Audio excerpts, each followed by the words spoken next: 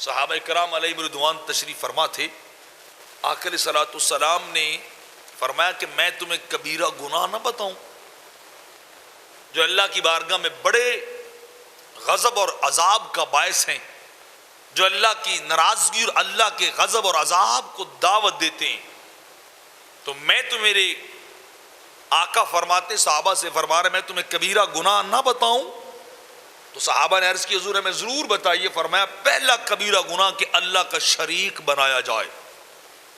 یہ ایسا گناہ ہے جو معافی کے قابل نہیں ہے. یہ ایسا جرم ہے کہ جس کو خدا کبھی بھی معاف نہیں کرتا ہے.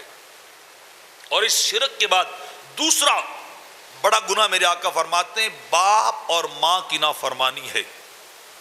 ان کی بات کو نہ ماننا ہے, ان کی باتوں کو ٹال دینا ہے, اپنی مرضی کرنی ہے, اپنا زور چلانا اور ماں اور باپ کی بات کو نہیں ماننا ہے.